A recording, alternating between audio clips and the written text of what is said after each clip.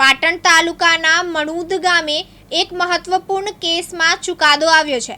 Special NDPS કોર્ટના જજ પ્રશાંત H શેઠે આરોપી અહેમદ ખાન હનીફ ખાન મલેકને 10 વર્ષની સખત કેદની સજા ફટકારી છે। આ કેસ ડિસેમ્બર 2020નો છે।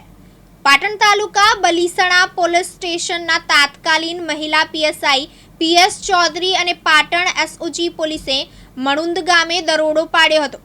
મસ્જિદની બાજુમાં આવેલા મકાનમાંથી ₹2.61 લાખની કિંમતનો 26.130 કિલોગ્રામ ગાંજાનો જથ્થો જપ્ત કરવામાં આવ્યો હતો।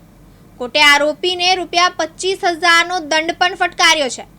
જો દંડની રકમ ન ભરે તો વધુ 6 માસની સખત કેદની સજા ભોગવવી પડશે। આરોપીએ અત્યાર સુધી કાચા કામના કેદી તરીકે 4 વર્ષ 2 માસ અને 22 દિવસ જેલમાં વિતાવ્યા છે। કોર્ટે આ સમયગાળો સજામાં મજરે આપવાનો હુકમ કર્યો છે। કેસના બીજા આરોપી સલમાન ખાન અહેમદ ખાન મલેકને શંકાનો લાભ આપીને મુક્ત કરવામાં આવ્યા છે।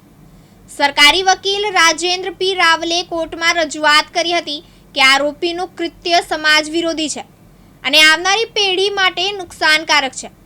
એફએસએલ તપાસમાં જપ્ત કરેલો જથ્થો ગાંજો હોવાનું પુરવાર થયું હતું।